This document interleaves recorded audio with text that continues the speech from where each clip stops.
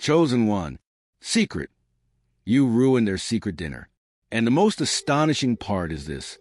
You didn't even have to be anywhere near that room for everything to collapse. Deep beneath a government-owned building, past biometric locks and elevators that only move with coded keycards, a private dining hall waited. A long obsidian table, 12 chairs, dim lighting designed to hide identities.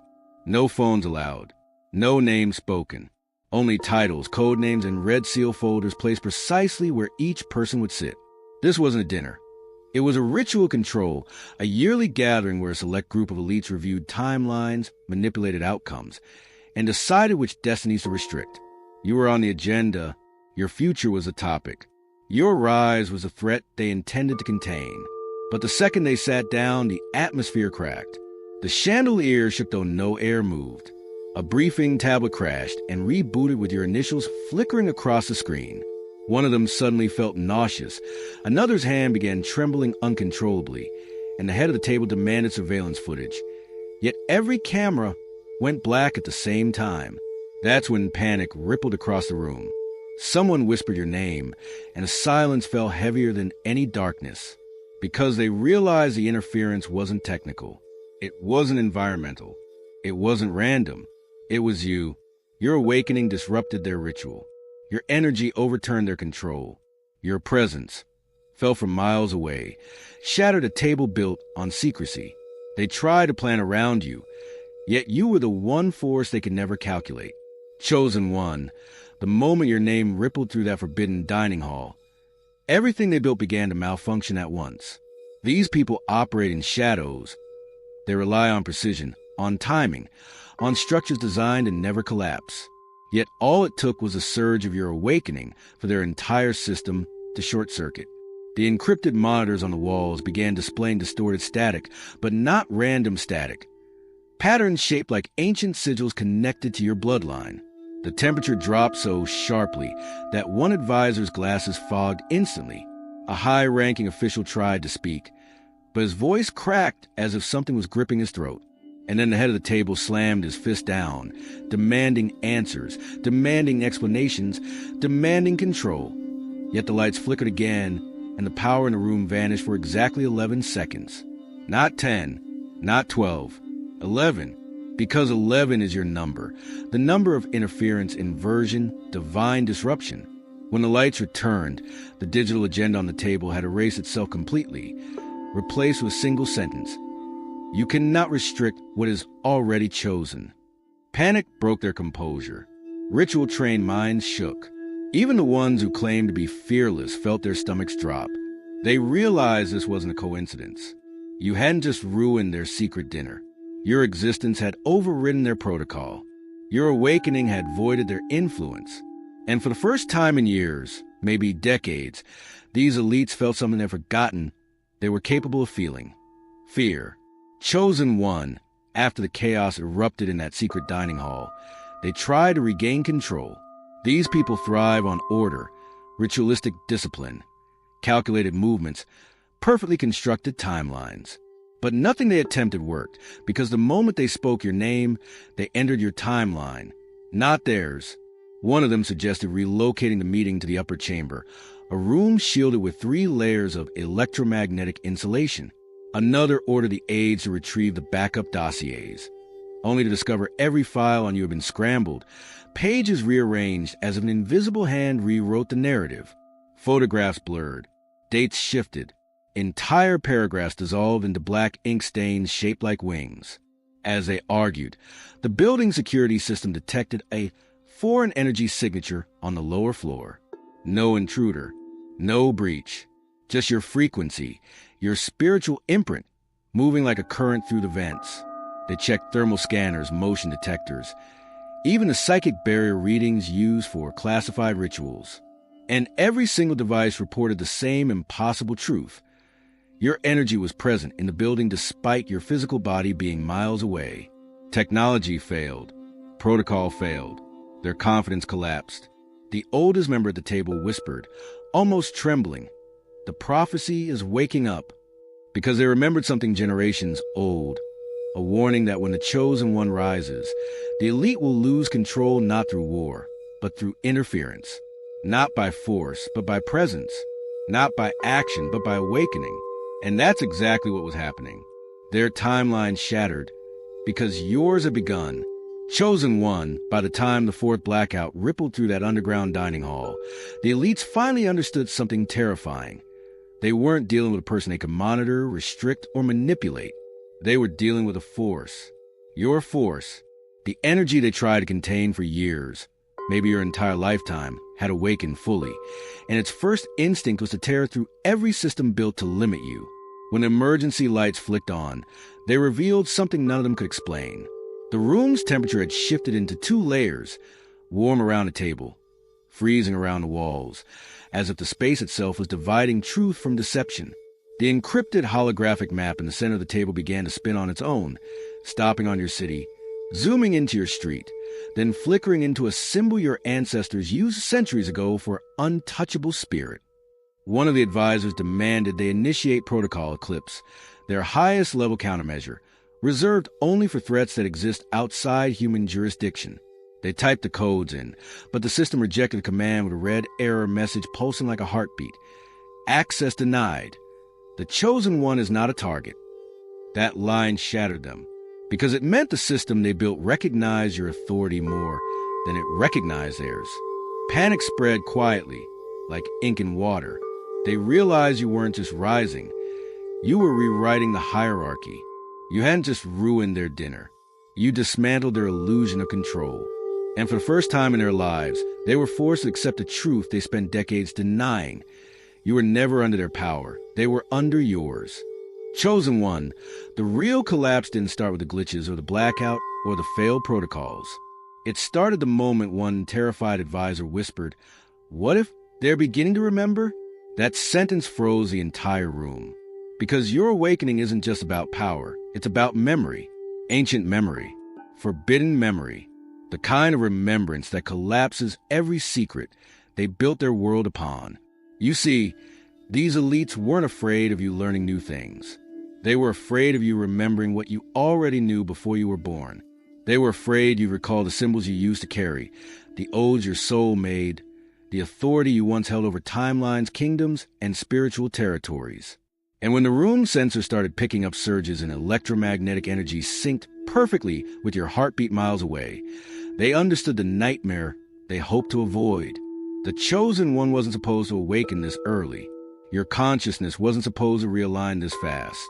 Your spirit wasn't supposed to break through their suppression grid yet. Yet here you were, rising, remembering, reactivating. As they whispered desperately about containment strategies, the encrypted tablet lit up again with a message no human typed. The one who remembers cannot be controlled. That's when every trace of arrogance vanished from their faces. Because remembrance means identity. Identity means power. And power means the one thing they spent generations trying to prevent, your return to yourself. Chosen one, after the panic set in, they tried one last desperate move, accessing the bloodline registry, the classified database that tracks every lineage tied to prophecy, anomaly, or spiritual authority. They believed they could verify whether your rise was a mistake, a coincidence, or a threat they could still neutralize. But the moment they opened the registry, reality tilted. The screen didn't show your name, it showed your symbol. Not a surname, not a date of birth, but the same celestial marking that once appeared in ancient temples, on old prophetic scrolls, and in visions experienced by people who never knew each other. The advisors leaned in, stunned. The system began generating a timeline of your incarnations, flickering through centuries, showing how every era tried and failed to contain you. Then the registry displayed a message none of them were prepared to see. This soul is under divine protection. Do not interfere. One woman at the table gasped so hard she dropped her tablet. Another whispered, "It's impossible, nobody gets an intervention code." But you did, because your existence isn't random. It's reinforced, guarded, backed by celestial authority they cannot override. They realized with sinking terror that their bloodline engineering, their attempts to suppress powerful spirits, to manipulate destinies, to erase chosen ones, collapsed the moment your signal hit the grid. Your rise didn't just ruin their dinner. It detonated the core of their generational plan. And now, Everything they built is unraveling because you entered the room without ever being in it. Chosen one, after the bloodline registry exposed a truth they spent decades burying, pure desperation took over. One of the senior operatives, someone who has silenced entire scandals with a single phone call, stood up and ordered a full identity purge. This is their most extreme protocol, a digital ritual meant to erase a person from every governmental system at once. Birth records vanish. Surveillance archives wipe clean. Recognition algorithms forget your face. It's a technological exorcism, a modern attempt at erasing destiny. But when they entered your identifier, the room didn't go dark. They did. The screens flashed violently. The overhead lights buzzed, and the purge command ricocheted back through the system like a boomerang made of lightning. One by one, the profiles of the people sitting at that secret table began disappearing. Their own names, their own histories, their own clearance codes, their own privileges. It wasn't you being deleted. It was them. Their access bars turned red. Their biometric signatures were rejected. Their lineage files were locked because the system recognized a truth their egos couldn't accept. You cannot erase what heaven has selected, but heaven can erase those who try. Panic turned into hysteria. Someone grabbed a landline phone, dead. Someone tried to swipe an exit card, denied. Someone tried to reboot the servers, blocked by an override code they'd never seen before. A single line appeared on every confiscated screen, pulsing like a heartbeat inside the darkness. The chosen one is protected. You are not. In that moment, the elites finally understood the magnitude of their mistake. They tried to erase you from existence, but the universe erased their authority instead. Chosen one, after their identities began vanishing one by one, something even more impossible unfolded. The room itself, an underground chamber engineered to obey only them, started responding to you. The biometric locks on the doors, once calibrated to their fingerprints and iris patterns, suddenly recalibrated themselves in real time. Red lights turned blue, then white, then the exact frequency your aura emits. A pulse rippled through the walls, as if the entire structure inhaled and aligned to a presence that wasn't physically there, but spiritually undeniable.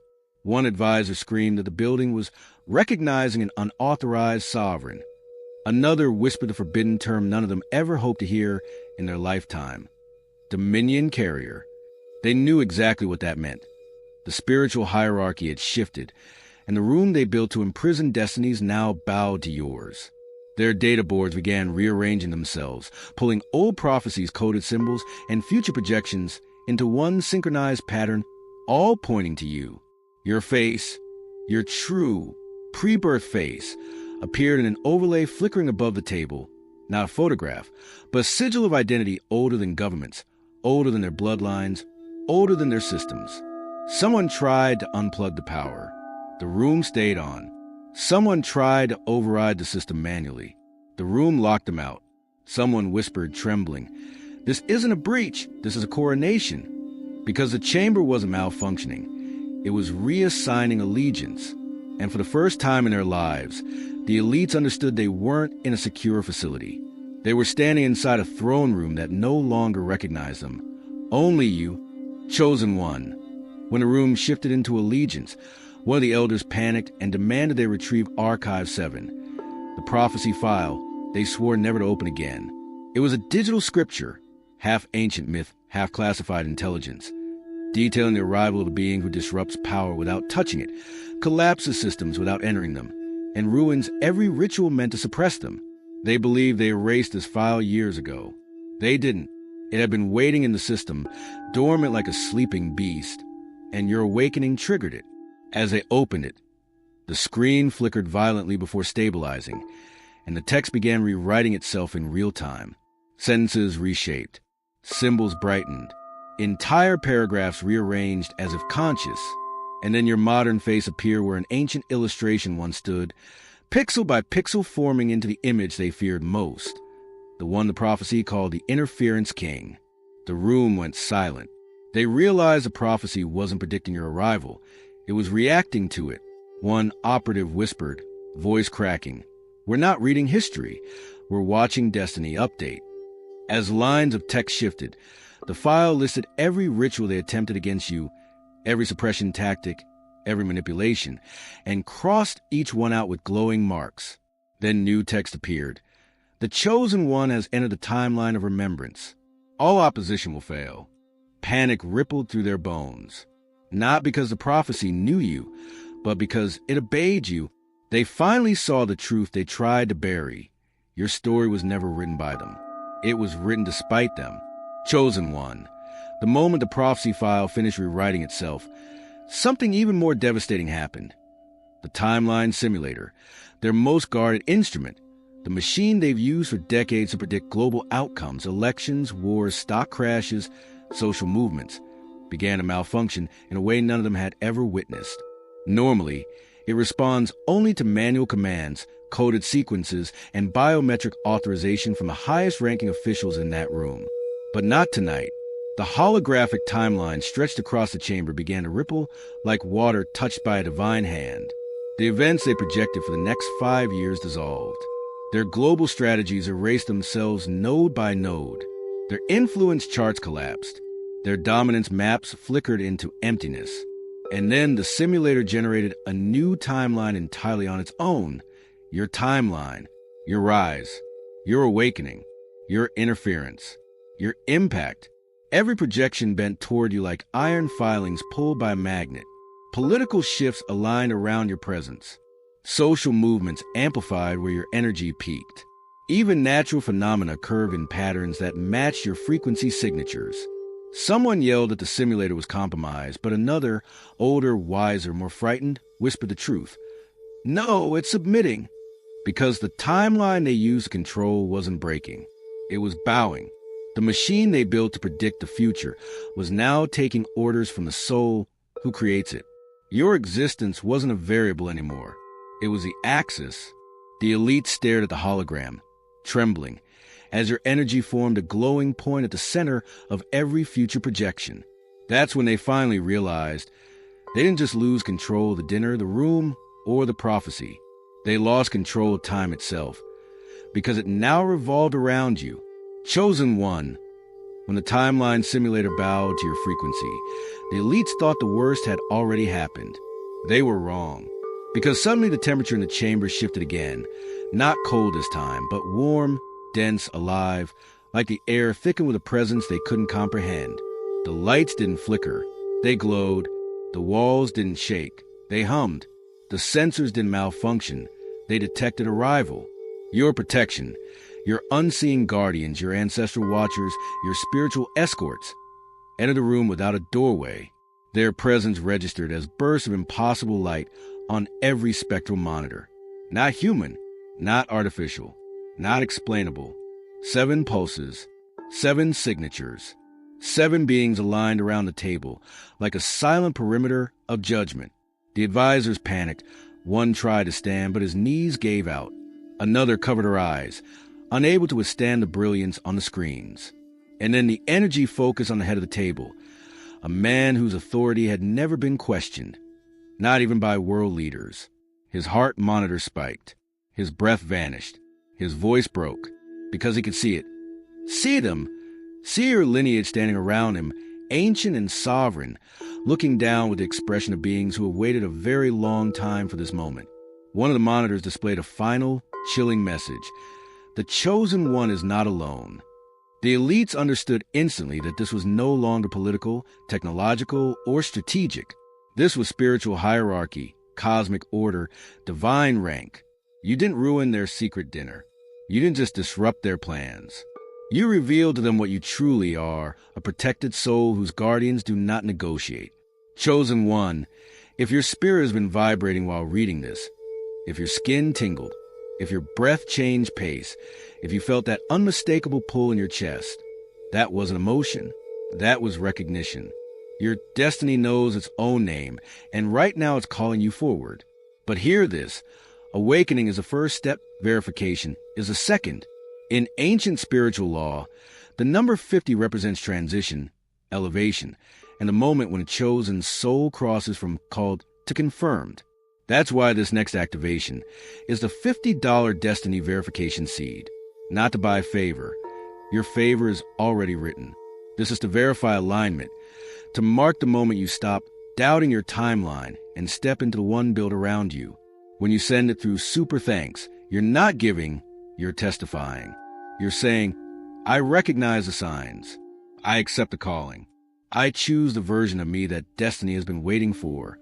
This seed becomes your spiritual fingerprint in the unseen, your confirmation code in the divine archive, your signal to everything trying to rise against you that you are not just awakening, you are activating. And once a chosen one verifies their destiny, every gate that resisted them opens in surrender. Chosen one. By the time your guardians fill that chamber with a presence no human hierarchy could withstand, the elites finally felt the truth pressing against their bones. You were never someone they were meant to stop. You were someone they were meant to answer to. Their entire operation, every protocol, every secret dinner, every silent vote taken over candlelit tables, all collapsed under a single revelation. You were not the variable in their equation. You were the equation itself.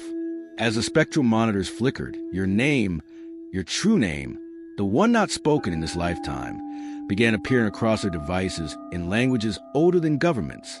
The air thickened, not with fear, but with recognition. The prophecy file updated again, not predicting your arrival, but declaring your authority. And then the room's emergency broadcast system, wired into global security networks, activated by itself. A synthesized voice spoke 3 words, slow and final. The verdict stands. Panic tore through the table. One advisor begged to renegotiate. Another claimed they'd been misled. But cosmic law doesn't negotiate. Divine timing doesn't debate. And destiny doesn't wait for permission. They weren't witnessing your rise. They were witnessing their sentencing. The room wasn't malfunctioning. It was testifying. Their plans weren't failing. They were being overruled. And in that moment, every elite in that chamber understood the one truth they never wanted to face. You were not the threat at the table. You were the judgment walking toward them, without ever stepping foot in the room. Chosen one, once the room declared the verdict stands, something irreversible began.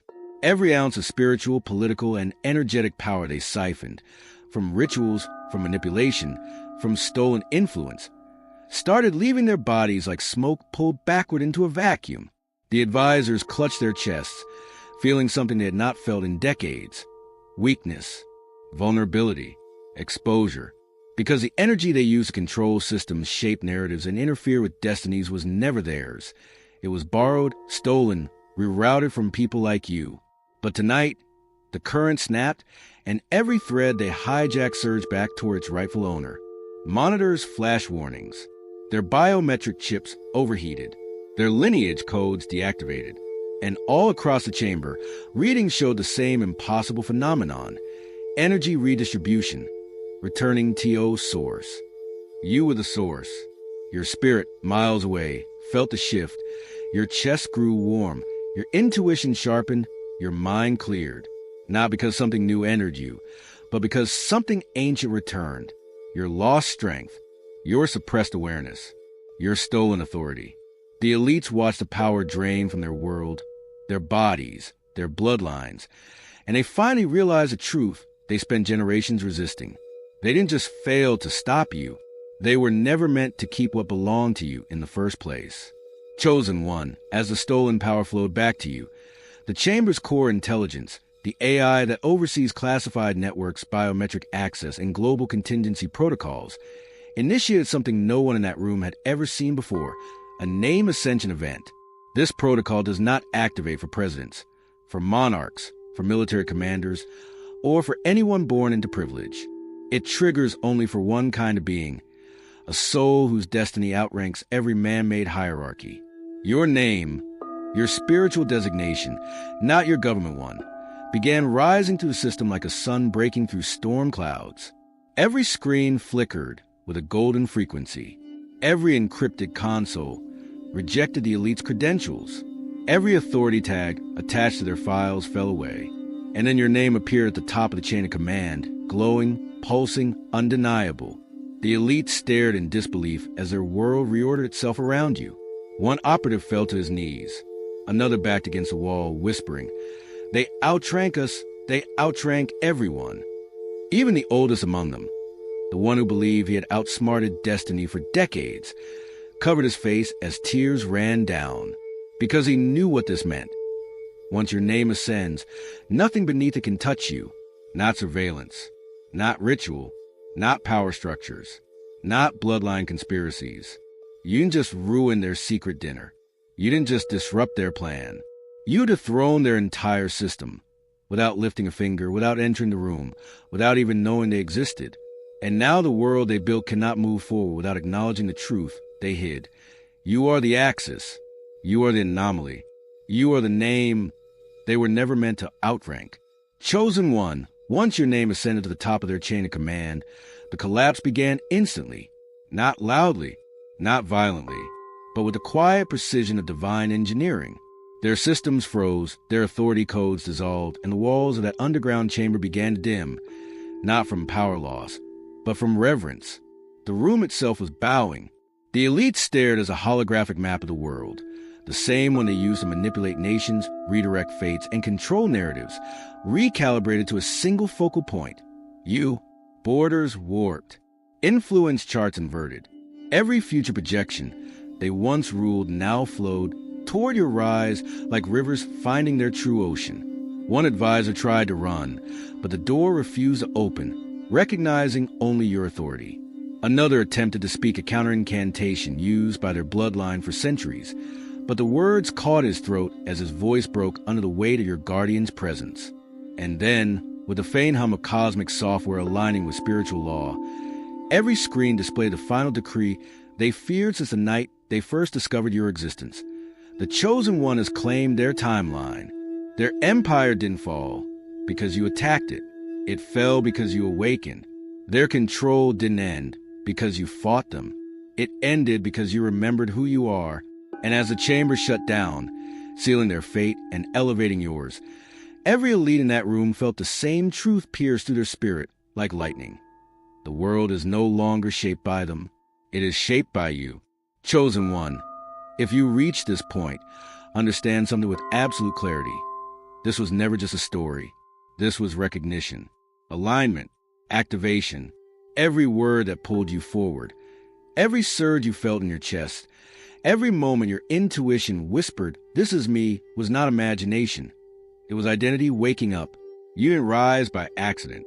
You rose because the systems that tried to suppress you finally collapsed under the weight of your truth. And now comes a moment that seals it.